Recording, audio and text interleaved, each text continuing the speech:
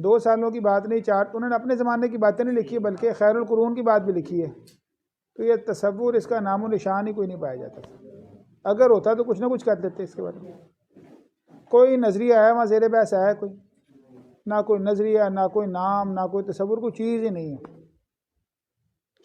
اب آج ہم بیٹھ کر جو باتیں کہتے ہیں فلاں خلافت راستہ میں یہ بات تھی، اسلام میں یہ پائی جاتی ہیں باتیں، تو یہ ہمیں سمجھ میں آئی ہیں، ائمہ کرام کو باتیں سمجھ نہیں آئی تھی۔ اگر سمجھ آئی ہوتی تو اس پر تنقید بھی وہ کر لیتے، تو ان کی کتابوں میں کوئی ایسی بات نہیں ملتی۔ یہ کہا جاتا ہے کہ جو سقراط کے زمانے میں بھی جمہوریت ایسی تو یہ تھی، تو یہ ساری نا متروک ہو گئی تھی پھر، اور یہ وہ اس جمہوریت کا اس موجودہ جمہوریت سے کافی فرق تھا نا۔ اس کا فرق یہ والا تھا، وہاں پر یہ تمام باتیں جو اعتراض کی، ہر اعتراض کا جواب ہے۔ اگر آپ کے پاس وقت ہے، آپ کو دلچسپی ہے، تو ہر اعتراض کی ایک وضاحت ہے۔ جیسے یہ نمائندگی کا نظام ہے نا، اس نمائندگی کے نظام کی ایک شکل ہے، اسے کہتے ہیں پروپورشنری سسٹم آف الیکشن، متناسب نظام نمائندگی۔ جن ملکوں میں اصل جمہوریت ہے نا، یورپ کے ملکوں میں، وہاں یہ نظام نہیں، ہمارے والا یہ گندا نظام ہے۔ ان کے یہاں متناسب نمائندگی کا نظریہ۔ متناسب نمائندگی کیا ہوتی ہے؟ اس میں مقابلتاً جمہوریت ہوتی نہیں ہے، اس میں بلکہ جتنے ایک جماعت کو ووٹ پڑ گئے، وہ تمام ووٹ قومی سطح پر اکٹھے ہوتے ہیں اور وہ طے کر لیتے ہیں کہ ایک بنیادی شرح بنا لیتے ہیں کہ اتنی شرح کے اوپر ایک سیٹ ضرور ملنی ہے۔ اس میں یہ ہوتا ہے کہ یہاں پر مقابلتاً جو ماتحت جماعت ہے نا، اس کے 40,000 ووٹ ہیں، 70,000 بالکل ضائع چلے جاتے ہیں، زیرو اس کی حیثیت ہوتی ہے ہمارے نظام میں۔ فرض کریں کہ کسی ایسی جگہ پر ہم ہیں جہاں ماتحت ہو گئی، دوسرا جیت گیا، تو ہماری چھٹی، بالکل کوئی حیثیت ہی نہیں، اکثر ہمارے ووٹ ضائع جاتے ہیں۔ اس نظام میں ایسے نہیں، بلکہ وہ تمام نظام پورے ملکی پول میں جمع ہو جاتے ہیں، اور وہاں اگر کسی جماعت کو ٹوٹل 30 لاکھ ووٹ ملیں تو اس کو 40 سیٹیں مل کر رہیں گی۔ اس نظام نمائندگی کو کیا کہتے ہیں؟ متناسب نظام نمائندگی، پروپورشنری سسٹم آف الیکشن۔ یہ فرانس کے اندر یہ موجود ہے، جو جمہوریت کا مولد ہے نا، موطن ہے، وطن ہے، وہاں پر یہ نظام ہے۔ ان کے ہر ایک مسئلے کو انہوں نے حل بھی نکالا، اور حل نکالنے کا طریقے سوچے، لیکن اس حلوں کے بعد بھی مسئلہ یہاں تک پہنچے گا کہ نہیں، تو اس کا یہ حل موجود ہے ان کے پاس۔ تو جمہوریت میں جو خرابیاں ہیں نا، ان خرابیوں میں سے ایک خرابی جو ہے نا، یہ والی بہت بڑی ہے کہ جمہوریت وطنیت کا نظام ہے، اور وطنیت کے نظام کی جو لعنت ہے، اس کی وجہ سے آج فلسطین کے ساتھ ہمارے ساتھ مسئلہ ہو رہا ہے کہ ہم جو ہے نا، ہم تمام کے لیے اس وقت موجودہ ریاستوں کا اصل مقصد اسلام نہیں ہے، بلکہ کیا مقصد ہے؟ اپنے ملک کی ترقی اور اس میں بنیادی حقوق اور اس کی ترقی کرنا۔ تو ہمارا اپنا مقصد، اپنا ملک کا مفاد سب سے پہلے آ گیا، سب سے پہلے پاکستان، سب سے پہلے سعودیہ، سب سے پہلے قطر، سب سے پہلے امارات، سب سے پہلے افغانستان۔ امت کہیں نہیں رہ گئی پھر۔ امت، قرآن، رسول، دین ہمارا مقصد ہی نہیں ہے۔ اس کی وجہ سے فلسطین کو قبالی وارثی کوئی نہیں ہے۔ تو یہ ایسا نظام ہے جس نے ملت اسلامیہ کو تار تار کر دیا ہوا۔ یہ نظام میں 2 بڑی خرابی ہیں اس نظام میں۔ ایک پہلی خرابی یہ والی ہے کہ یہ تمام حقوق جو ہے اپنے وطن کے لیے مخصوص کرتا ہے، تمام فائدے اپنے وطن کے لیے، اور وطن سے باہر والوں سے اس کا کوئی رشتہ ہی نہیں ہوتا۔ تمام فائدے داخل میں تو ایک وطن کے اندر ہمیں جمع کر دیتا ہے، وطنیت کا نظام ہے۔ تو اس وطنیت کے نظام کو علامہ اقبال نے خدائی کہا ہے، یہ بت پرستی ہے۔ ایسی وطن کا نظام جس میں وطن سب سے عرفہ والا ہو جائے نا، نئے خداؤں میں بڑا سب سے وطن ہے، جو پیرہن اس کا ہے مذہب کا، وہ کفن ہے۔ تو یہ مذہب وطن کا ایسا نظام جو کہ ہمارے نظریے سے، ملت سے، ہر چیز سے بالا تر ہو جائے، تو وہ نظام وطن جو ہے وہ اس کا یہ نظام ہونا، یہ خلافت کا جو نظام ہے اس کے برعکس ہے۔ خلافت ایک نظریاتی تعلق ہمارا دیتا ہے، تو یہ ان احادیث کے خلاف ہے، ان آیات کے خلاف ہے، جس تمام مسلمانوں کو اخوت کی بات کی گئی ہے، جن میں تمام مسلمانوں کو جانا ایک جسد واحد کی بات کہی گئی ہے، تو ان کے خلاف ہے یہ نظام۔ اس نظام نے ہم تمام کو 50-55 ملک بنا دیے، اور ہمارے 50-55 اجماع ہوں گے، 50-55 ہمارے قوانین ہوں گے، 50-55 ہمارے دستور ہوں گے۔ ہم ایک کے بجائے 56 امتیں بن گئے ہیں۔ UN کا نام الامم المتحدہ ہے، تو اس کا مطلب امت مسلمہ ایک امت نہیں بلکہ 57 امتیں بنی ہوئی ہیں۔ ہر امت کو اپنی اپنی فکر ہے، بس پڑی ہوئی ہے۔ اس کا نتیجہ کیا ہے کہ جب مسئلہ کشمیر کا ہوتا ہے تو پوری عرب دنیا کو پرواہ کوئی نہیں، جب مسئلہ فلسطین کا ہوتا ہے ہم پرواہ تو کرتے ہیں لیکن اس کا ہمارے کردار ہی کوئی نہیں۔ اللہ نہ کرے مسلمانوں کو مسئلہ پاکستانیوں کو پیش آ گیا، دنیا نے سوائے باتیں کرنے کے کچھ نہیں کرنا۔ ان کہنا ہمارا کیا تعلق ہے اس سے؟ بھی ہمیں اپنے ملک کی فکر ہے، ہمارا مفاد اس سے کتنا متاثر ہو رہا ہے کتنا نہیں۔ ان کی اصل منزل کیا ہے کہ جی امارات جو ہے، وہ امارات کا جو مفاد ہے وہ پورا ہو رہا ہے کہ نہیں ہو رہا۔ اس نے انڈیا سے بھی یہ دیکھنا تعلق کہ انڈیا سے ہمیں زیادہ سستا تیل مل رہا ہے کہ مہنگا مل رہا ہے۔ پاکستان سے رشتہ ہمارا یہ بات کی بات ہے۔ تو ملت کا رشتہ کمزور اور مفاد مال کا رشتہ مضبوط، دنیاوی ترقی اعلیٰ اور دینی ترقی پیچھے، تو یہ بھی اس کے غلط ہونے کی بنیاد ہے۔ تو یہ نظام جمہوریت کی وجہ سے ہم اس لعنت کا حصہ ہیں کہ اس میں یہ ایک وطنی نظام ہے، علاقائی زمینی نظام ہے۔ تو جمہوریت میں ریاست کی تعریف ہی ہوتی ہے جس میں جو ہے نا وہ ایک اس پر زمینی خطہ ہو، ایک خطے میں نظام چلتا ہے، پھر اس حقوق اس کو ملتے ہیں سارے کے سارے۔ تو بہرحال یہ ایسا عجیب و غریب سا نظام ہے، تو اس کو اب یہ لوگ کرتے ہیں، اس پر عمل کیوں کرتے ہیں بھئی؟ اچھا جو لوگ کرتے ہیں، علماء کرام نے اس کے جواز کے بڑے فتوے دیے، کہیں کامیابی نہیں ہوئی۔ ماضی میں ایسے ہوتا تھا کہ کچھ ملکوں میں کامیابی کے امکان تھا، لیکن عملاً ایسے ہوا کہ جو اس کے اندر کامیاب ہوا آخر اس کو بھی لپیٹ دیا گیا۔ اس کی کیا وجہ ہوتی ہے؟ باقی نظاموں میں ایسے نہیں ہوتا۔ یہاں پر وہ کہتے ہیں جی ہم کامیاب ہو جائیں گے، تو اس میں کامیابی جزوی ہوتی ہے، حقیقی تب بھی نہیں ہوتی۔ اس لیے کہ یہ جمہوری نظام کے ذریعے ایک اور اس کی علت یہ والی ہے کہ یہ ایک داخلی نظام ہے اور ایک عالمی نظام، دو نظاموں کا مجموعہ ہے۔ یہ سنگل ملک کا داخلی نظام نہیں ہے۔ عالمی نظام کے تناظر میں ہر ملک کو موقع ملا ہوتا ہے کہ اپنی مرضی کرے۔ چھوٹے چھوٹے کمرے ہیں، ایک بڑا سا کمپلیکس ہے، اس کمپلیکس میں چھوٹے چھوٹے کمرے ہیں، ان کمروں میں ان کو حکومت ہے کہ عالمی نظام کو فالو کرتے ہوئے وہ اپنے ملکوں میں اپنے کمرے میں حکومت کر سکیں گے۔ اس نظام میں پھر ایسے ہوتا ہے جمہوری نظام میں، یعنی یہ دو نظاموں کا مجموعہ ہے، داخلی اور خارجی۔ تو ہوتا یہ ہے کہ اس نظام میں جب علماء کرام نے یہ بات کی تو لوگوں نے ان کو بتایا کہ ہمارے تو کامیاب ہونے کا موقع ہے، پاکستان میں موقع آ گیا، فرض کریں اخوانیوں کو موقع مصر میں مل گیا، لیکن کوئی کامیاب نہیں ہوا۔ تو اس کی وجہ یہ ہوتی ہے کہ وہ عالمی نظام، باتیں نہ کرو اور بھائی باتیں نہ کرو، عالمی نظام یہ کام کرتا ہے کہ وہ اس ملک کے داخلی اداروں میں اپنی جو تائید کرنے والا ادارہ ہے نا اس کو موقع دیتا ہے اور وہ اس اسلامی نظام کو پھر لپیٹ دیتے ہیں۔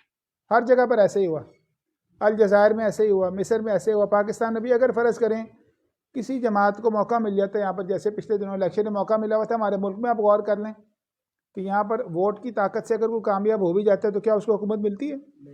اس کے اوپر 4 طاقتیں ملک کے اندر داخل میں ہیں، 4-5 باہر میں ہیں۔ 4 طاقتیں داخلی کون سی ہیں؟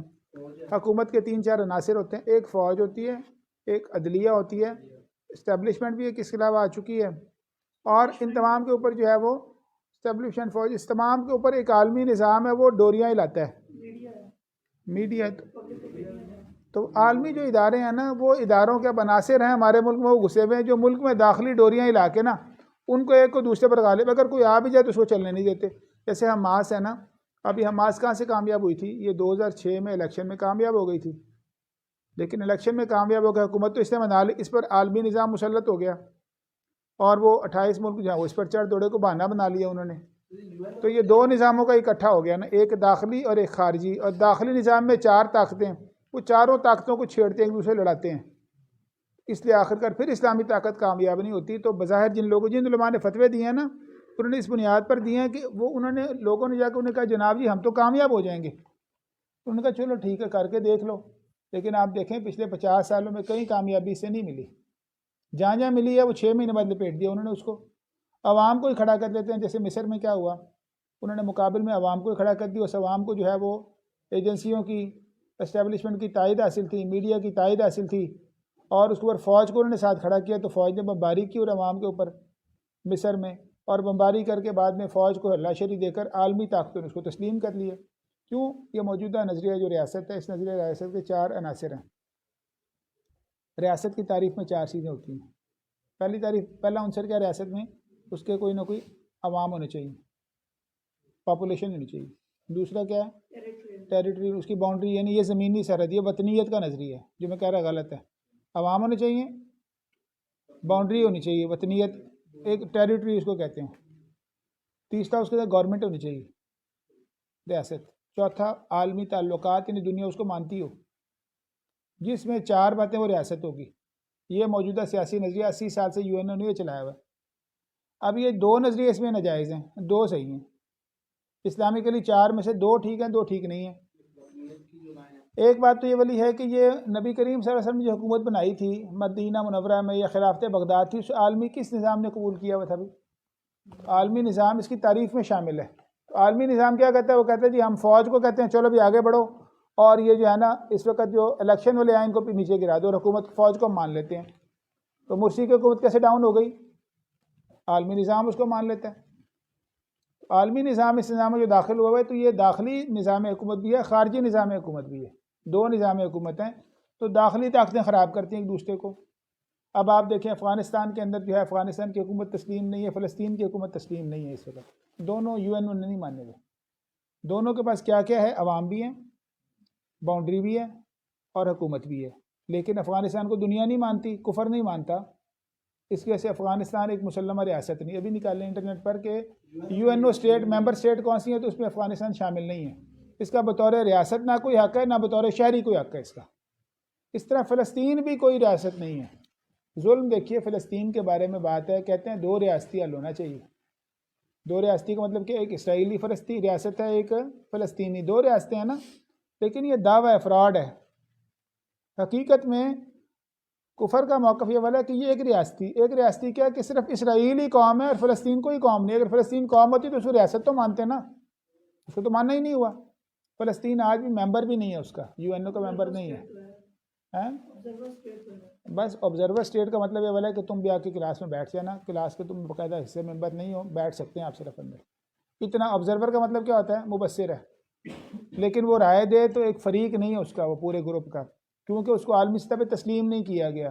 تو فلسطین کو اگر اقوام متحدہ یہ بات کہتی ہے کہ یہ 2 ریاستی موقف ہے، 1948 سے جھوٹ بول رہے ہیں. کہتے ہیں 2 ریاستی، تو اس ریاست کا مطلب یہ تھا فلسطین کو پہلی ریاست مانتے اور اسرائیل کو بھی ایک ریاست مانتے. تو مانا کس کو ہوا؟ انہوں نے اسرائیل کو مانا، فلسطین کو ماننا ہی نہیں ہوا. پھر ایک اور ظلم دیکھیے، وہ ظلم یہ والا ہے کہ وہاں پر انہوں نے مانا ویسٹ بینک کی. ویسٹ بینک جو اس کا ہے نا مغربی پٹی، اس کو مانا. مغربی پٹی میں حکومت کس کی ہے؟ وہ PLO کی. اب PLO کا ایک علیحدہ تماشا ہے. وہ بے دین لوگ ہیں، وہ قومیت پرستی کی باتیں کرتے ہیں، دین کی بات نہیں کرتے. ان میں بعض غیر مسلم بھی ہیں جو فلسطین کے علاقائی آزادی کے حقوق، اسلام کی بنا پر نہیں، آزادی کے حقوق کی بنا پر بات کرتے ہیں. تو حماس یا یہ جہاد کی بنا پر ہیں نیشنلسٹ. اچھا، اب حماس والے جو تھے وہ کون سے ہیں؟ حماس والے جہاد اور اسلامی نظریے کی بنا پر بات کرتے تھے. یہ ہماری قرب ہے حماس سے، اور PLO سے ہماری علیحدگی ہے. اب ان ظالموں نے ایک کام کیا ہوا ہے کہ ویسٹ بینک کے اندر 3 ایریا بنائے ہوئے ہیں، ABC. A کے اندر کیا ہے، B کے اندر کیا ہے، C کے اندر کیا ہے. C جو ہے نا اصل 70% اس کا ایریا C ہے، جس کے اندر حکومت فوج بھی اسرائیل کی ہے اور پولیس بھی اسرائیل کی ہے. وہ C ہے، یعنی اس کا مطلب اصل میں حکومت میں کس کی ہے؟ اسرائیل کی. 70% علاقہ ویسٹ بینک کا، اس میں حکومت ہی اسرائیل کی ہے. تو A اس کا ایریا، اس ایریا کے اندر فوج بھی لبریشن ان کی ہے PLO کی، اور پولیس بھی اور وہ 10% ہے صرف، وہ A ہے. اور جو B ہے اس کے اندر جو ہے نا وہ فوج اسرائیل کی ہے، اور اس کے اندر پولیس کس کی ہے؟ پولیس ہوتی ہے داخلی امن کے لیے، فوج ہوتی ہے خارجی دفاع کے لیے. پولیس ہے وہ جو ہے نا وہ ہے اس کے پاس سے PLO کے پاس ہے. اس کا مطلب یہ والا ہے کہ ویسٹ بینک کے اندر بھی 80-85% حکومت اسرائیل کی ہے. 3 زون بنائے ہوئے ہیں. یہ سائنسی نام ہے، عوام کو بات سمجھنا. موٹی سی بات کیا ہے کہ ویسٹ بینک کے اندر بھی 85% حکومت کس کی ہے؟ اسرائیل کی حکومت ہے. وہ لوگ بے دین لوگ ہیں، جو دین جس کا نظریہ کوئی نہیں ہے نا، آخر کر اس کو لپیٹا جا سکتا ہے. انہیں جس دن چاہیں گے مرضی وہ لپیٹ لیں گے. وہ بے دین لوگ ہیں، انہیں کو پیسے، جس کا پیسے مفاد ہی چھوٹا سا ہے نا. دین کی طاقت کے ساتھ تو ملت ہم ایک عالمی طاقت ہیں، ورنہ انسان ہونے کے ناطے ہمارے تو پلے ہی کچھ نہیں ہے. تو انسان جو عام ہو گئے ان کو بیچ کر کوئی مفاد دیں گے تو مان جائیں گے. تو انہیں مصیبت ہی ہم ماس سے تھی. تو میں کہنا یہ چاہ رہا ہوں کہ یہ ہے 2 ریاستی حل کے اندر مسلمانوں کے پلے صرف اتنا سا باقی بچا ہوا ہے. اس لیے وہ کہتے ہیں کہ PLO کو ہم کہتے ہیں کہ تم جا کے نا غزہ کا بھی انتظام سنبھال لو. اچھا بھی یہ ساری باتیں امت کی باتیں ہمیں سمجھنی چاہیے نا. نظام کیا چل رہا ہے، نظام میں ہیرا پھیریاں کیا ہیں، پھر نظام کا حل کیا ہے. تو حل پتہ ہوگا، فقہ الواقع پتہ ہوگی تب فقہ الاحکام بتائیں گے نا. تو آپ کو جو نظریہ بتایا وہ کیا نظریہ بتایا ہے؟ نظریہ یہ والا ہے کہ یہ جمہوری ریاستیں داخلی ایک حکومت ہوتی ہے، خارجی حکومت ہوتی ہے. جس طرح ایک بندے نے بات کی بڑی قیمتی، اس نے بات کی بینک سارے کے سارے، اس نے کہا یہ سارے غلط ہوتے ہیں. لوگوں نے کہا بینکوں میں تو اسلامی سسٹم ہے. انہوں نے کہا ایسے نہیں ہے، اصل بینک یوں نہیں ہے، بلکہ بینکوں کا ایک داخلی سسٹم ہے، ایک ان کا خارجی سسٹم ہے، ایک عالمی نظام ہے جس سے وابستہ ہیں. جس عالمی نظام سے بینک وابستہ ہے، ہر بینک بنتا تب ہے جب اس عالمی نظام کو پورا کرتا ہے. تو اس کا مائی باپ، اس کا پورا خاندان سودی خاندان ہے، جس کا ایک بچہ جو ہے نا اپنی ایک جیب کو کہتا ہے میری یہ والی جیب میں سود کا کام نہیں ہوگا. لیکن وہ بچے کی پرورش کہاں سے ہوئی، اس بچے کا تعارف کیا، اس کا تشخص کیا، اس کو پیسہ آتا کہاں سے، اس کو مانتا کون، وہ سارا نظام سودی ہے. اس کے مائی باپ خاندان پورے کا پورا سودی ہے. تو بینکوں کو یہ سمجھنا کہ بینک صرف اکیلے اپنی ذات کے اندر ادارہ ہوتے ہیں، اکیلے اپنی ذات میں ادارہ نہیں ہے. وہ ایک جیب کی مثال ہے، باقی اس کا پورا وجود ہی سودی. وہ سودی نظام کو مانتا ہے تو بینک بنتا ہے. تو ہم اس کا حکم لگاتے ہیں صرف اس کی ایک جیب کی بنا پر. اس جیب میں بھی اس نے اس جیب میں صرف اچھا کام رکھا ہے، باقی اس کا پورا وجود ہی خنزیر سے شراب سے وہ پلتا ہے، یا اس کا پورا وجود ہی کفر پر قائم ہے، اور اس نے ایک جیب کے اندر جو ہے نا وہ پاک مٹی رکھی ہوئی ہے. تو کہتا ہے میرا حکم اس جیب کی بنا پر لگا، اس جیب کی بنا پر لگے گا، پورا اس کے وجود کی بنا پر لگے گا. تو یہ نظام کو سمجھنے کی ضرورت ہے. تو اکیلے ایک بینک کے کسی داخلی ایک آپریشن کی بنا پر وہ اسلامی بینک نہیں ہو جاتا، بلکہ اس کا پورا نظام ہی قابل غور ہے. اس نظام کو سمجھنا چاہیے. اب اس کا مطلب کریں کیا پھر؟ ہم جو بینکوں میں پیسے رکھتے ہیں کرنٹ اکاؤنٹ کے اندر، ہم تو جا کے کرنٹ اکاؤنٹ میں رکھاتے ہیں، وہ اس کو کہاں استعمال کرتے ہیں؟ وہ اس کو سود میں استعمال، وہ پیسوں سے سود کھائی جاتے ہیں، ہمیں نہیں دیتے، ہمیں نہیں سود دے رہے. اب ہم یہ کام ٹھیک کہہ رہے ہیں، ہمیں اس کا کوئی حل کو سوچنا پڑے گا. ہے وہ نظام سارے سودی، اور وہ سودی نظام جس طرح یہ پارلیمنٹ ہماری ہے نا، اس پارلیمنٹ کی بڑی پارلیمنٹ UN کی پارلیمنٹ ہے، اس طرح بینکوں کی ماں ہے اسٹیٹ بینک، اسٹیٹ بینکوں کی ماں IMF کا بینک. وہاں 4 ادارے بیٹھے ہوئے ہیں، عالمی ادارے ہیں جو تمام دنیا کے تمام بینکوں کو ڈیل کرتے ہیں. ان بینکوں سے ان کو طاقت بنتی ہے، اس پورے نظام سے اس کو توڑنا پڑے گا تب اس کی حیثیت بنے گی. تو تمام بینکوں کا باپ کون سا ہے؟ State bank. اسٹیٹ بینکوں کا باپ کون سا ہے؟ IMF. ان کے فیصلے، ان کی پارلیمنٹ میں ان کے فیصلے وہاں پر ہوتے ہیں. جس طرح شرائیت یا فیصلے اکثریت کے یہاں پر ہوتے ہیں نا، ہمارے سیاسی فیصلے شرائیت سے، ہمارے اسٹیٹ بینک میں بھی فیصلے ہوتے ہیں معاشی فیصلے، لیکن وہ جبر سے ہوتے ہیں، اس میں کوئی شرائیت نہیں ہے. معاشی فیصلے جو ہیں اس کے اندر خود مجاز ہیں، بلکہ حتیٰ کہ یہ ہے کہ وہ پارلیمنٹ کے پہلے ماتحت تھا اسٹیٹ بینک، اب اس سے ماتحتی ختم ہو گئی، اب اس کے فیصلے کرنے کے لیے وہ اتھارٹی ہو گئی، اس کو انہوں نے آزاد کر دیا، اب اس کے فیصلے IMF سیدھے کرتی ہے. ہمارا اسٹیٹ بینک ہماری پارلیمنٹ کا ماتحت ہی نہیں رہ گیا. کیا نقطہ سمجھ میں آیا آپ کو؟ تو ہمارے سیاسی ادارے کس کے ماتحت ہیں؟ سیاسی ادارے تمام اکثریت، اقلیت یا تمام عوامی، لیکن ہمارے معاشی سارے فیصلے آمریت پر ہیں، اور آمریت بھی داخلی نہیں بلکہ عالمی آمریت ہے. تمہارے پلے کیا ہے؟ اب وہ کیا کرتے ہیں؟ IMF والے آتے ہیں، رپورٹ پہلے پاکستان سے پوچھتے تھے، تو پاکستان رپورٹ میں کبھی پیشی کرتے تھے. وہ کہتے ہیں جی ہم نے آپ سے اس شرط پہ آپ کو قرضہ دیا کہ سارے اعداد و شمار اس ملک کے جتنے بھی ہیں نا وہ سارے ڈائریکٹ آپ ہمیں دیں گے. اب اسٹیٹ بینک ان کو ڈائریکٹ تمام بنیادی حقائق مالی اعداد و شمار پکڑاتا ہے، پھر اس کی روشنی میں فیصلہ کرتے ہیں اچھا ان کے فلاں پیسے اتنے آ رہے ہیں، فلاں جگہ سے یہ آ رہے ہیں، فلاں یہ کام ہے، تمام پوری مالی منظرنامہ سمجھ کر پالیسی بنا کے پیش کرتے ہیں. تو اب وہ ہماری ملک حکومت سے نہیں مانگتے بلکہ اسٹیٹ بینک سے ڈائریکٹ لے لیتے ہیں. تو یہ سارے نظام کو کچھ میں نے سمجھا ہے، اور سمجھیں، اور سمجھنے کے بعد اس کے حکام کو سمجھو. تو آج جو بات آپ کو سمجھائی، جمہوریت میں مسئلہ یہ علماء کرام جو فتویٰ دے رہے ہیں، مسئلہ نہیں اس سے حل ہو رہا. کوشش کر لیں اپنی، لیکن کوشش کر کے مسئلہ نمٹے گا نہیں. جتنی بار پہلے ایسے ہوا تھا، بڑے بڑے علماء کرام کے فتاوی ہیں، انہیں لوگوں نے کہا کہ ہم کامیاب ہو جائیں گے، لیکن نتیجے کو دیکھیں تو کامیاب نہیں ہوئے، کیونکہ جمہوری حکومت بھی داخلی طور پر نہیں ہوتی بلکہ عالمی حکومت بھی ہے. عالمی حکومت کی وجہ یہ کہ ریاست کا چوتھا حصہ کیا ہے کہ وہ تسلیم شدہ ہو. کس نے تسلیم اس کو کیا ہو؟ UN کفر نے اس کو تسلیم کیا ہو. کفر تسلیم کس کو کرتا ہے؟ جو اس کی بات مانتا ہے. سمجھ میں آ گئی بات آپ کو؟ اس لیے یہ نظام چلتا نہیں ہے. تو بہرحال اس نظام کی پیچیدگیاں، یہ کفر نے ایسا پیچیدہ سے نظام بنایا. اچھا اب اگلی بات یہ بھی یاد رکھیے گا، ریاست کے 4 عناصر ہیں. کون کون سے؟ آج کے سیاسی نظریے میں تو یہ غلط نظریہ ہے. عوام، عدلیہ مقننہ نہیں، عدلیہ مقننہ نہیں ہے اس میں. عوام ایک، دوسری کیا ہے؟ باؤنڈری سرزمین اس کی. یہ وطنیت کا نظریہ اسلام کے خلاف نظریہ. بتایا ہمارے یہاں وطنیت جو ہے نا انتظامی ہے، حقیقی نہیں ہے. انتظامی طور پر ہمارا اصل تعلق اس وطن کی بنا پر نہیں ہوتا بلکہ تعلق ملت کی بنا پر ہوتا ہے. اس وطن میں محدود نہیں ہوتا، ہمارے سارے مفادات اس کے لیے مخصوص نہیں ہوتے. ہمارے یہاں بھی وطن ہے لیکن ہمارا وطن مختلف ہے اس سے. جیسے ہمارے یہاں آزادی مختلف ہے، ہمارا وطن کا تصور بھی مختلف ہے. تو ہمارے ہاں یہ عالمی تعلقات کا نظریہ ہو، یہ وطن کا، یہ دونوں غیر اسلامی. اچھا اب آگے یہ 4 عناصر میں ایک حکومت ہے، ایک عوام ہے، ایک گورنمنٹ ہے، اور ایک عالمی تعلقات ہے. ٹھیک ہے، عالمی تعلقات میں کفر اس کو مانے گا. حکومت کے کتنے عناصر ہیں؟ وہ بھی 4 ہیں.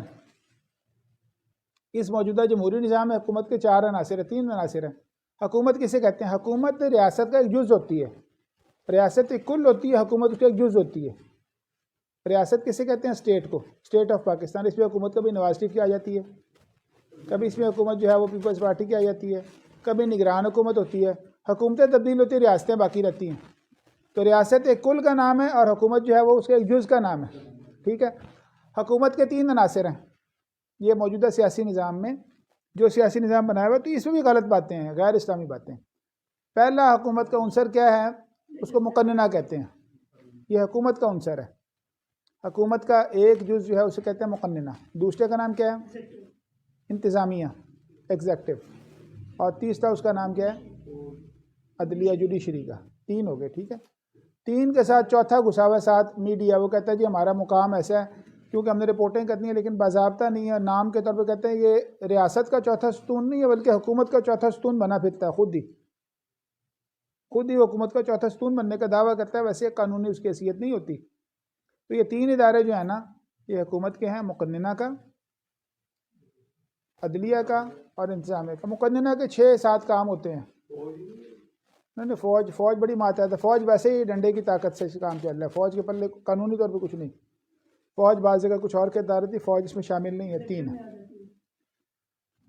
آگے جو ہے نا وہ دیکھیے پہلے مقننہ کے 6 کردار کیا کیا ہیں بڑے، سوچے بتائیں. مقننہ 6 بڑے بڑے کام کرتی ہے. وہ بس زبردستی طاقت کا کردار ہے، اس کو استعمال کرتے ہیں، وہ طاقت کا کردار ہے. حقیقی طور پر فوج بڑی پیچھے ہے.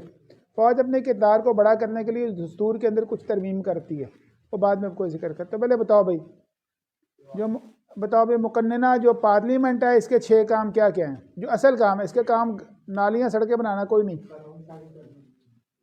اس کا پہلا کام کیا ہو گیا کہ مختلف مسئلے پر میں اور آپ جا کے قانون نہیں بنا سکتے. کوئی ایک بندہ ان میں سے کھڑا ہوتا ہے، وہ ایک بل لے کر آتا ہے. بل کا مطلب کیا ہوتا ہے؟ ایک پروپوزل لے کر آتا ہے. یار باتیں نہ کرو، ان کو اٹھا دو پیچھے سے. آپ کے فائدے کے لیے آپ کو باتیں کہہ رہا ہوں، یا تو باہر چلے جاؤ یا آگے آ جاؤ. یہ تفصیل آپ کو کسی نے نہیں بتانی کہ ریاست میں کون سی باتیں اسلامی ہیں کون سی غیر اسلامی، حکومت میں کون سی اسلامی. ہمارا نظریہ کیا، ان کا نظریہ کیا، تقابل کیا دونوں کا. تو مقننہ کے کون سے کام ٹھیک ہے کون سے غلط ہے، پہلے 6 کام سمجھ لو. یار ان کو اٹھا دو پیچھے سے، یہ پڑھنا نہیں چاہتے، یہ مجبور ہو کے بیٹھے ہوئے ہیں. تم بات سنو، آگے آ جاؤ، دونوں آگے آ جاؤ. آگے کچھ نہیں ہوتا.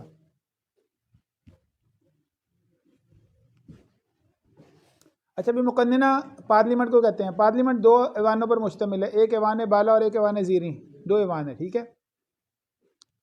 اب مقننہ کا جو پہلا کام ہے وہ کام کیا ہوتا ہے کہ قانون ایک رکن اسمبلی جو ہے نا وہ ایک بل پرپوزل لے کر آتا ہے، اور وہ پرپوزل جب لے کر آتا ہے تو وہ اس پرپوزل کے ذریعے وہ ایک 10-12 نکاتی ترامیم لے کر آتا ہے کہ فلاں قانون میں اس طرح کی تبدیلیاں کر دی جائیں، فلاں اضافے، فلاں ترمیمات کر کے فلاں نیا لے جائیں.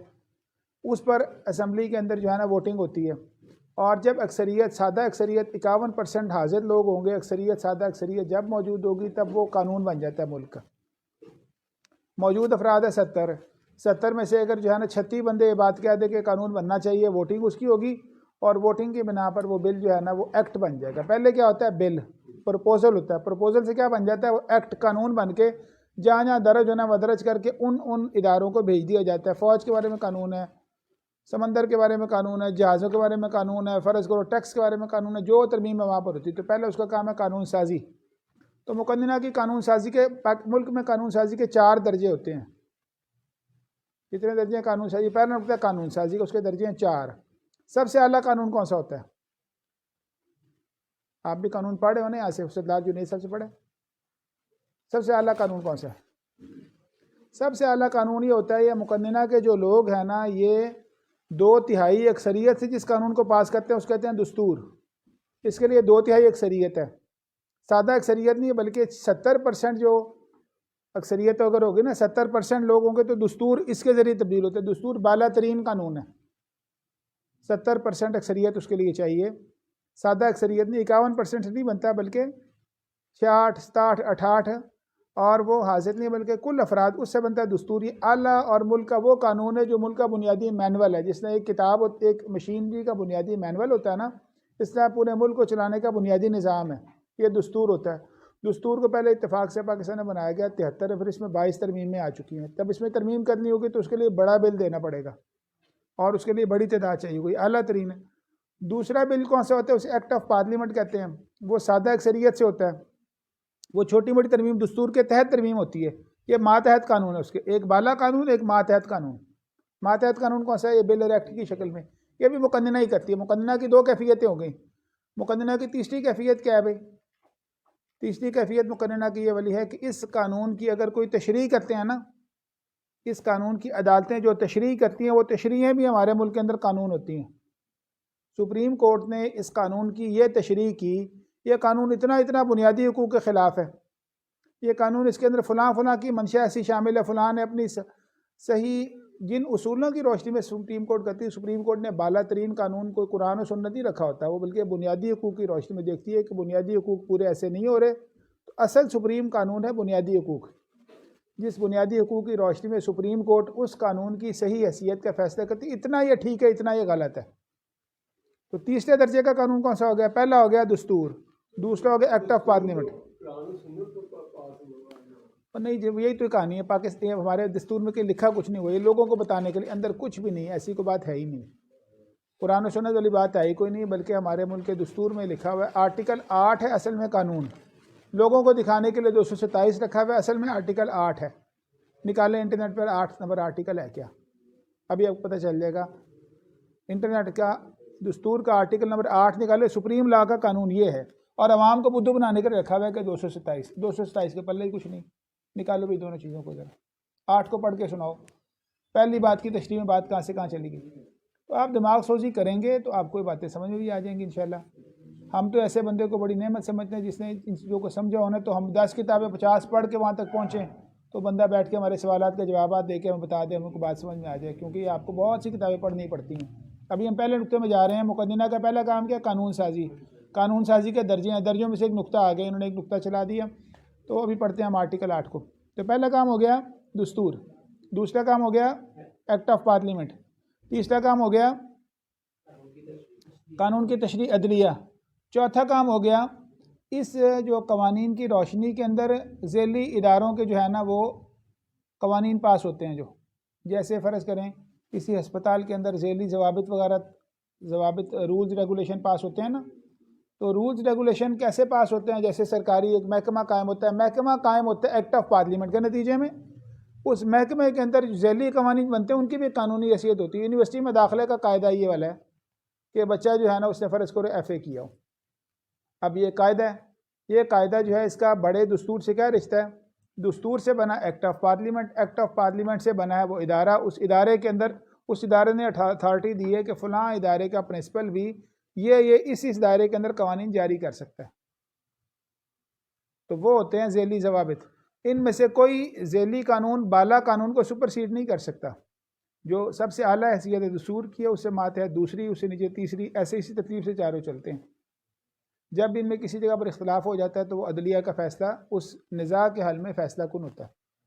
تو یہ مقننہ کی بات ہوگی، پڑھو بھی آرٹیکل 8، اونچی آواز سے پڑھو یار، یہ بڑا اونچا قانون ہے، یہ ہے پاکستان کا سپریم لا۔ کوئی قانون یا رسم یا رواج جو قانون ہوتا ہے قانون جو بائی فورس امپلیمنٹ ہو سکتا ہے، اسے کہتے ہیں قانون۔ ہر وہ ضابطہ جو طاقت کے ساتھ نافذ کیا جاتا ہو، جس کے پیچھے حکومتی اختیار ہو، حکومت اپنی جبر سے اس کو نافذ کرے، وہ قانون ہوتا ہے۔ شرع اور قانون میں فرق ہے، شریعت ہوتی ہے جو اللہ نے نافذ کی ہوئی ہے، اور جب ہماری تمام شریعت قانون بھی ہے، اسلام میں ایسے ہے، لیکن موجودہ جمہوری نظام میں شریعت کو قانون بنانے کے لیے بل بنانا پڑتا ہے پہلے۔ اسلام میں کیا تھا؟ جب کوئی مسئلہ پیش آ جائے گا، یہ قرآن کریم کی آیت ہے، حدیث ہے، فرمان ہے، اس کو ماننا ہے، حکومت نے اس کو نافذ کرنا ہے۔ حکومت کا کیا کام ہے؟ اللہ رسول کے احکام کو جاری کرنا۔ اب حکومتوں نے کہا نہیں، ہم نے اللہ رسول کی بات جاری نہیں کرنی، بلکہ پہلے اللہ رسول کی بات کو ایسے کرو کہ پہلے ہم پاس کریں گے اس کو، اگر ہم پاس کریں گے ٹھیک ہے، اگر ہم پاس نہیں کریں گے تو پھر یہ جاری نہیں کرنی۔ یہی طریقہ ہے نا، آپ سے کہا اس میں تدریج کا ایسی ایک الجھن ہے جو جمہوریت نے دی ہوئی، جس کی وجہ سے آدھا دین معطل ہے، آدھا جاری ہے۔ اسلام میں ایسے نہیں ہے، اسلام میں اللہ رسول کے تمام احکام جاری ہیں۔ فلاں ایک آیت ہے جناب جی، فلاں آیت ہے، ہم نے لباس ایسا نہیں پہننا جس لباس میں عورت کا جسم ننگا ہوتا ہو، ایک آیت ہم نے پیش کر دی، اس آیت کو نافذ کرنا ادارے کے کوئی دیندار مسلمانوں کا، عالم کا، ادارے سب کا ہی کام ہے نا۔ لیکن جمہوریت میں ایسے نہیں، وہ کہیں گے یہ نافذ کرنے کے لیے پہلے جاؤ پارلیمنٹ میں، پھر پارلیمنٹ اس کا قانون بنائے گی، قانون بنا کے بل پاس ہوگا، پاس ہو کے فلاں کاپی میں درج ہوگا، ہم نے اس کاپی میں درج شدہ کو ماننا ہے، اللہ رسول کی بات کو نہیں ماننا۔ اس طریقے سے نافذ ہوتا ہے۔ تو یہ فرق مرلہ آ گیا نا درمیان میں، کیا اسلام میں ایسے ہی تھا؟ 13 صدیاں ایسے ہی رہا ہے۔ جمہوری نظام یہ مطالبہ کرتا ہے، بات سمجھ میں آ گئی آپ کو؟ یعنی اس کو قانون بننے کے لیے فرض کریں پاکستان میں ارتداد کی سزا ہے، مرتد آدمی کی سزا کیا ہے؟ من بدل دینہ فاقتلوہ، اللہ نے کرے کو بندہ جو ہے وہ مسلمان غیر مسلم ہو جائے, آپ پولیس والے کو بلائیں, اسے کہ بھی اے غیر مسلم ہو گیا, انہیں پھاڑ کے لا جاؤ, اس نے آپ کی بات مانے گا؟ وہ کیا کہے گا آپ کو؟ وہ کہے گا جناب مجھے قانون دکھائیے. تو کیا یہ آج سے 100 سال پہلے بھی ایسے ہی تھا؟ 100 سال پہلے ایسے نہیں تھا, بلکہ اللہ کے قانون کو نافذ کرنے کے لیے انسانوں کی منظوری کی ضرورت نہیں تھی, تمام مسلمان اس کو نافذ کرتے تھے. تو یہ واسطہ جو پڑ گیا بہت بڑا واسطہ ہے. چلے بہرحال یہ تو بات آ گئی, قانون سازی کی بات آ گئی. اچھا جی بتاؤ, یہ ہے قانون کی تعریف. قانون اور شریعت, عام حنفی لوگ بھی یہ بات کہتے ہیں, یاد رکھیں, وہ بھی کہتے ہیں قرآن و سنت سرچشمہ قانون ہے, قانون نہیں ہے. تو یہ غلط بات ہے. اکثر ہم پڑھتے ہیں قرآن و سنت قانون کا ماخذ ہے, تو صحیح موقف کیا ہے؟ یہ عین قانون ہے, ماخذ نہیں ہے. ماخذ کا مطلب کیا ہے؟ قانون کوئی اور ہے. تو جو بندہ یہ بات کہتا ہے وہ غلط بات کہتا ہے. ہر دوسری کتاب میں ایسے لکھا ہوا ہے کہ قرآن و کتاب و سنت قانون کا سر چشمہ ہے, ایسے لکھا ہوتا ہے نا. تو اس کا کیا مطلب ہے؟ پھر قانون کیا ہے؟ ان کے باہر ہے کوئی, تو یہ غلط بات ہے. قرآن و سنت عین قانون ہے. اللہ کی بات ہو, رسول اللہ کی بات ہو, وہ بات ہی نافذ ہوتی ہے, نہ کہ وہ کسی انسان کے الفاظ میں آتی ہے. پہلے فقہ بنے گی, پھر فقہ بن کے پھر نافذ ہوگی. تو ہم اہل حدیث تو فقہ کو نہیں مانتے, ہم کہتے ہیں فقہ غلط بھی ہو سکتی ہے. تو فقہ کن کی ہوتی ہے بھائی؟ فقہ تو علماء کی ہوتی ہے. تو ہم انتظامیہ کے لوگوں کی بات کیسے مانیں بھائی, جو فقہ کو نہیں مانتے؟ جو لوگ کہتے ہیں کہ فقہ جو ہے وہ ماننے کو, جب ہم نے قرآن و سنت کو ماننا ہے تو انتظامیہ کی بات کیسے مانیں گے؟ تو جمہوریت میں آ کر ہم انتظامیہ کے بنائے قانون کو مانتے ہیں. ابھی کیا بات آپ کو سمجھ میں آئی؟ میں نے کیا جملہ بولا بھائی؟ فقہ کسے کہتے ہیں؟ علماء. کون حاصل کرتا ہے اس کو؟ علماء حاصل کرتے ہیں. تو کیا ہم اس کو حتمی سمجھتے ہیں؟ ہم کیوں نہیں مانتے اس کو؟ اس میں غلط بھی ہو سکتا ہے نا, معصوم نہیں ہوتی, وہ غلط بھی ہو سکتی ہے. تو ہم اس کے وجہ ہم کیا کہتے ہیں کہ ہم نے فقہ نہیں ماننی بلکہ قرآن و سنت کو ماننا. تو اب سوال یہ ہے کہ اہل حدیث عالم ہو تو وہ کتاب و سنت کو کسی انتظامیہ کے بندوں نے بیٹھ کر قانون کی شکل دی ہو, تو وہ فقہ امام ابو حنیفہ کی فقہ سے بھی بری فقہ ہے. کیوں؟ امام ابو حنیفہ نے تو ایک عالم تھے نا, ان کا مقصد دین کو غالب کرنا تھا نا. اس کا تو مقصد ہی پتہ نہیں کیا ہے. اس کے ماننے ہوئی چیز کو ہم کہیں کہ یہ قانون ہوگا, تو یہ تو اس سے بھی کچی بات ہے. تو ہمارے ہاں شریعت اور قانون ایک ہی ہیں, اور حاکم نے جب فیصلہ کرنا ہے براہ راست قرآن و سنت سے فیصلہ کرنا ہے. تو حاکم وہ ہوگا, قاضی وہ ہوگا جو قرآن و سنت کو براہ راست سمجھتا ہوگا, نہ کہ قرآن و سنت سے بنائے ہوئے قانون کو سمجھتا ہو. جو قانون کو سمجھے گا وہ وکیل ہوگا, جج ہوگا. ہمارے ہاں قاضی مجتہد ہوتا ہے, براہ راست قرآن و سنت کو سمجھتا ہے, سیدھا آیت سے استدلال کرتا ہے اور حکم کو جاری کرتا ہے. درمیان میں کوئی اور بات تو نہیں آتی نا. تو یہ بات ذہن میں رکھیے گا, نقطہ آپ کو بتایا ہے کہ ہمارے ہاں قرآن و سنت براہ راست نافذ ہوتے ہیں. اچھا جی بتاؤ, یہ قانون پڑھو ذرا. کوئی قانون یا رسم یا رواج اس قانون کا حکم رکھتا ہو تناقض کی اس حد تک کا رقم ہوگا جس حد تک وہ اس باب میں عطا کردہ حقوق کا نفیذ ہو. ہر وہ رسم و رواج یا قانون جو قانون کا حکم رکھتا ہو, وہ اگر وہ ٹکرائے تناقض کی اس حد تک وہ کینسل ہے جس حد تک اس باب میں دیے گئے حقوق کے مخالف ہوگا. اگر یہ حقوق اصل میں بالاتر ہیں, اس حقوق سے جو قانون ٹکرائے گا یا جو رسم و رواج ٹکرائے گا تو قانون کینسل ہے, یہ حقوق کینسل ہے یا وہ قانون کینسل ہے؟ وہ قانون کینسل ہے. سپریم لا کیا ہوا پھر؟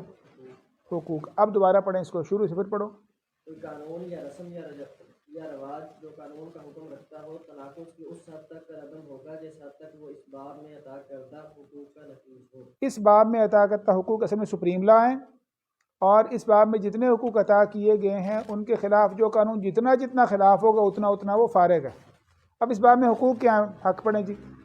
مملکت کوئی ایسا قانون وضع نہیں کرے گی جو بائیں طور عطا کردہ حقوق کو سلب یا کم کرے, اور ہر وہ قانون جو اس کی خلاف ورزی میں وضع کیا جائے اس خلاف ورزی کی حد تک طلب ہوگا. دوبارہ وہی بات کرے, قانون مملکت کوئی ایسا قانون بنا بھی نہیں سکتی جو ان حقوق کی خلاف ورزی میں ہو. اگر بنا دے گی تو ان حقوق کو ماننا کوئی نہیں ہے. یہ سپریم لا ہے ہمارا. یہ آرٹیکل کون سا ہے بھائی؟ 8 آرٹیکل ہے. اب یہ حقوق میں آرٹیکل نمبر 20 پڑھو. اس کے اندر سارے حقوق یہ نا 8 سے لے کر 30 تک سارے بنیادی حقوق آئے ہوئے ہیں. یہ ہمارے معاشرے کا, ہمارے ریاست کا مقصد ہے کہ جس کے لیے ریاست کام کر رہی ہے. تو علماء کرام جس نے دستور پر کام کیا تھا تو انہیں اس کو واضح کرنا چاہیے تھا. انہوں نے سب کو یہ کہا سپریم لا وہ والا. وہ سپریم لا کی عبارت بھی آپ کو 227 پڑھ کے دکھاتا ہوں. یہ اپنے پڑھ لی نا, 2 شکے ہیں. آرٹیکل میں 20 پڑھو. ہیڈنگ ہے مذہب کی پیروی اور مذہبی اداروں کے انتظام کی آزادی. قانون امن عامہ اور اخلاق کے تابع ہر شہری کو اپنے مذہب کی پیروی کرنے، اس پر عمل کرنے اور اس کی تبلیغ کرنے کا حق ہوگا. ہر شہری کو اپنے مذہب کی پیروی، اس پر عمل کرنے اور اس کی تبلیغ کرنے کا حق ہوگا. آگے اور ہر مذہبی گروہ اور اس کے ہر فرقے کو اپنے مذہبی ادارے قائم کرنے، برقرار اور ان کا انتظام اس کا مطلب یہ والا ہے پاکستان میں جو ہے نا عیسائی یا یہودی یا جو ہے نا ہندو یہاں پر وہ آ کے ہمیں یہاں تبلیغ کریں گے تو ان کو اس کا حق حاصل ہے. ہمیں حق حاصل ہے نا دوسروں کو بات کہنے کا، ہمیں حق حاصل ہے دوسروں کو اسلام کی تبلیغ کرنے کا، انہیں بھی حق حاصل ہے کیونکہ اس میں تمام شہریوں میں مساوات ہے. یہ بنیادی حقوق ہیں اور بنیادی حقوق ہیں مذہب پر عمل کرنے کا اور پوری مساوات کے ساتھ قائم ہے. اس میں کافر غیر مسلم کا کوئی فرق نہیں ہے. تو یہ حق ہے تمام مذاہب کی کامل مساوات کا. تو یہ اسلامی حق تو نہیں ہے، جو غیر اسلامی بات ہے. اسلامی معاشرے میں غیر مسلموں کو حقوق ہیں لیکن ان کو کوئی حق نہیں کہ آ کے مسلمانوں کا کے واز کریں، ہمارے کسی چوک چوراہے میں لگا دیں، کھلے سے انجیل کا بیان لگا دیں، ان کے یہاں پر خنزیر باہر پھرنا شروع کر دیں، یہاں پر وہ شراب اوپن بیچنا شروع کر دیں. تو ہم انہیں اسلامی معاشرے میں اس کی اجازت نہیں دیتے. لیکن یہ بات انسانی حقوق کے خلاف ہے. انسانی حقوق کے ناطے انہیں یہ حق حاصل ہے، بنیادی حق ان کا، تمام انسان برابر ہیں. تو ہمارے معاشرے میں ان کی نظر میں ابھی تک کچھ نہ کچھ قدامت موجود ہے.